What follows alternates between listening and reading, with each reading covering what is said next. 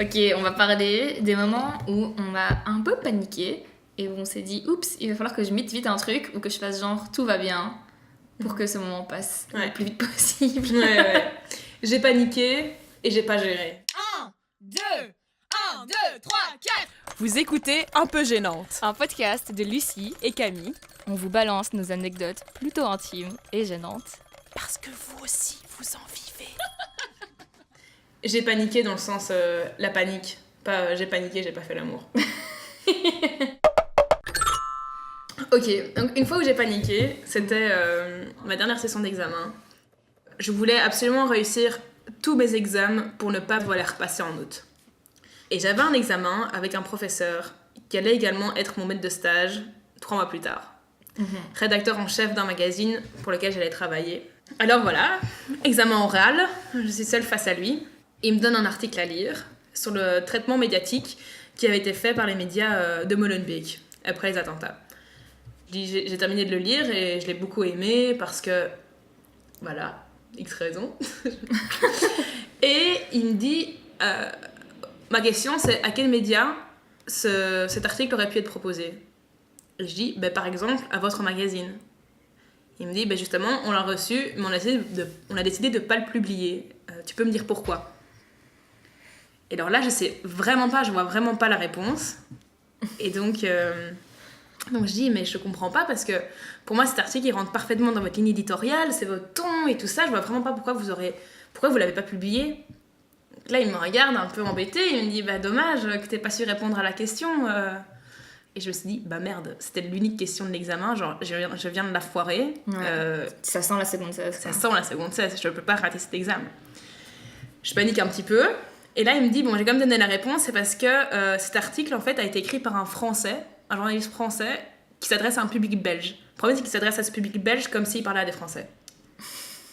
Là, instinct de survie, je fais, mais oui. Mais c'est normal que j'ai pas compris, en fait, ce qui n'allait pas avec cet article, parce que je partage les mêmes références que ce journaliste, puisque je suis française. Et il me regarde, genre, t'es française? Je dis, oui, je suis française. Il me dit, putain, c'est quand même con que cette question d'examen, je l'ai posée à la française de la classe, quoi. Et je dis, oui, c'est con, je suis venue en Belgique pour faire mon master, en fait. Pas du tout, je suis dans cette école depuis 3 ans, j'ai fait tout mon bac, maintenant je fais un vrai. Mais meuf, t'es pas française, surtout. Surtout, tu n'es pas française. Tu es née en Belgique, t'as jamais habité en France. Enfin, genre, la meuf, il y a pas plus bruxelloise, tu vois. Et l'info que je trouve hyper stressante, c'est que ce type allait être ton maître de stage. Et que, surtout, quand je m'enfonçais dans mon mensonge, il a dit, oui, mais maintenant que tu parles, je l'entends. Quand tu m'as raconté cette histoire, genre, je pense que c'était le jour même, le soir, on s'est c'était vu. le soir même. Et moi, je suis hyper mal à l'aise avec le mensonge. Je gère pas le mensonge. Genre, je ne sais pas mentir. Et j'étais là, mais meuf, absolument que tu lui dises. Et t'étais là, mais non, mais crève. Genre, j'ai réussi mon examen, j'ai trop bon. Et du coup, toi, t'étais hyper heureuse. Et j'étais là, mais faut absolument que t'ailles lui dire. Parce que je voyais déjà la situation, genre, 3 mois plus tard, tu rentres dans la rédaction et il te présente à tout le monde, genre, bonjour, voici Camille, la française, qui veut se dévouer pour lui faire visiter la ville, tu vois. Et toi qui connais tout Bruxelles, et genre, ça allait être horrible. Et c'est pour ça, c'est vraiment une hyper bonne compétence que t'as, c'est de rattraper les pots cassés et faire comme si de rien n'était. J'aimerais trop avoir cette compétence. Parce que moi, à chaque fois que j'essaye de mentir, ça part en couille et ça me retombe dans la gueule. Là, c'est le suspense. La scène, c'est... J'ai 8 ans, je suis invitée à l'anniversaire d'une meuf avec qui on commence à être potes et tout ça. Et donc, j'avais encore jamais rencontré sa famille, donc j'arrive à son anniversaire, hyper excitée. Et là, il y a sa maman qui me demande « Qu'est-ce que ton père, il fait comme travail ?»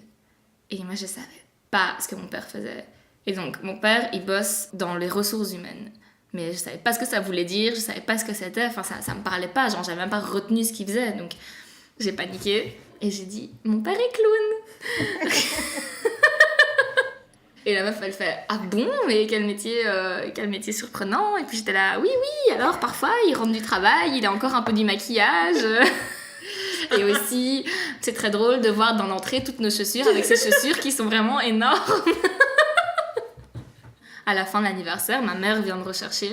Et puis la mère de ma pote qui était là, ah mais dis donc, votre mari quand même, c'est fou qu'il soit clown. Et puis ma mère, elle l'a regardé genre, mais de quoi elle me parle cette meuf? Vous pouvez tourner la page. T'avais aussi une histoire avec ta grand-mère. Ça c'est vraiment l'autre fois dans la destinée où j'ai essayé de mentir. Mais c'était vraiment nul à chier. Et on voit que j'ai pas beaucoup d'entraînement parce que du coup c'est vraiment des mensonges bas de gamme.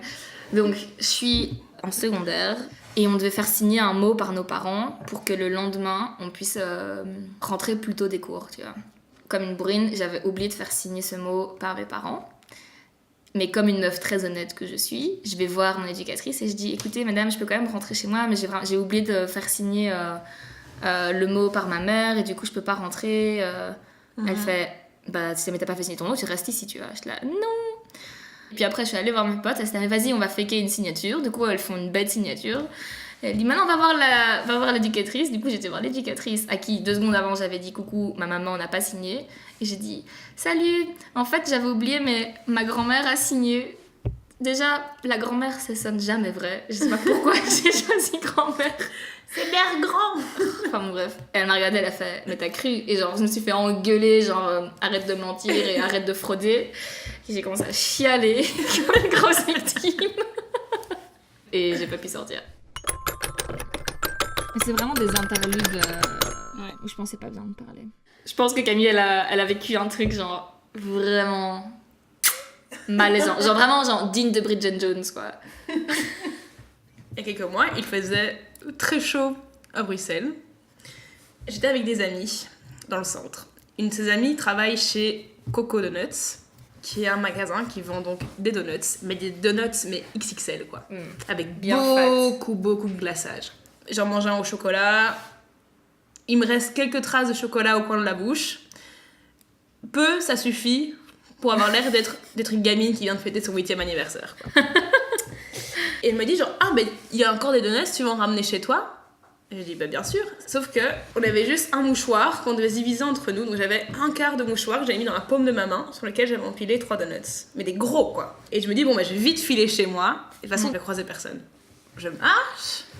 Et puis là j'entends derrière moi, hé Camille, je reconnais cette voix. Mais ce moment où dans ta tête de vraiment être là genre, je lâche tous les donuts et je cours. Ou alors je garde les donuts parce qu'il y en a quand même 3. Et j'affronte la réalité. Imaginez cette scène de film où tu t'arrêtes, tu te retournes au ralenti et tu vois ce mec que tu n'as pas envie de croiser, et qui est avec une fille et qui est avec un autre ami à lui. Ami avec qui je m'entends bien aussi.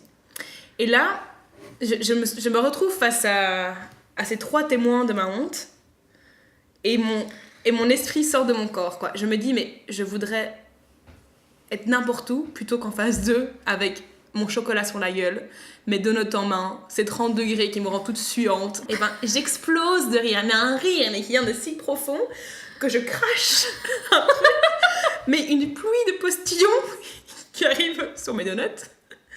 Et là, je vois la gueule du type. Il y avait quand même une once de compassion dans ses yeux, tu vois. Et qui me dit genre, haha, on t'a pris en flagrant délit. Postillon et donuts. Non mais c'est parce qu'en fait, je viens de lire un SMS super drôle. et donc c'est pour ça que je rigole. Et puis après, donc là, il y a son pote qui me fait, ah, c'était quoi cet SMS? Ah non. Et je suis là, genre, non, mais j'ai pas t'inventé une blague, tu vois, j'ai pas t'inventé, j'ai aucun toto en réserve, là, je sais pas. Enfin, vraiment, il lâchait pas l'affaire, je suis là, genre, non, mais rien. Y a pas de blague, y a pas de blague. Et Mais t'étais censée dire quoi? Genre, coucou, je rigole toute seule parce que la situation est genre. Mais non, mais j'allais pas lui dire, genre, parce que la situation est horrible et je préfère en rire qu'en pleurer, tu vois. Enfin, on parle. Je sais pas comment couper ces conversations. Et là, ce type me dit, ah, ben, t'es quand même trop drôle comme ça. Ça te dit que je te prenne en photo? Et là, cette envie de faire ce podcast s'est confirmée parce que je t'ai appelé et je t'ai dit, je peux pas vivre tous ces moments de gêne et ne rien en faire. Je dois en retirer quelque chose de constructif. Il y a trop de malaise. Il faut libérer la parole sur la gêne parce que on s'est tous tapé la honte. Merci beaucoup de nous avoir écoutés. On se retrouve la semaine prochaine pour un nouvel épisode.